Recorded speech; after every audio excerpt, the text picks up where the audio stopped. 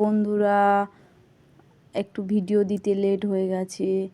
এই বাজার থেকে বাউনি কিনে এনে দিয়ে যেখানে যেখানে ছড়া ফেলতে হয় বাউনি সেখানে সেখানে দিয়েছি।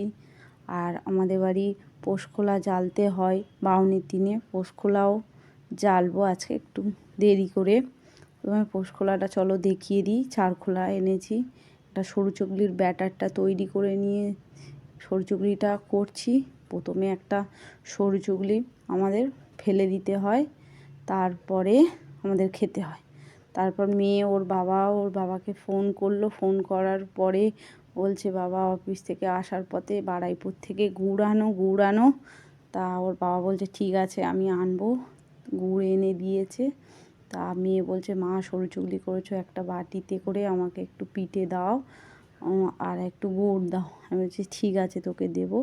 বাটিটা আমার কাছে দিয়েছে, গুড়টা ঢালতে পারছি না বলে ও একটা চামচ দিয়েছে। দেওয়ার পরে গুড়টা ঢেলে দিলাম। তারপরে রস ভরার জন্যে চিনির জল ফুটিয়ে নিয়ে এই রস ভরাটা চিনির জলে দিয়ে দিলাম।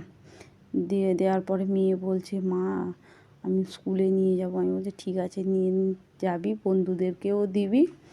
তা বলছে এই কটা। আমি বলছি আমরা খাবো না, বাবা আর আমি খাবো না, তুই স্কুল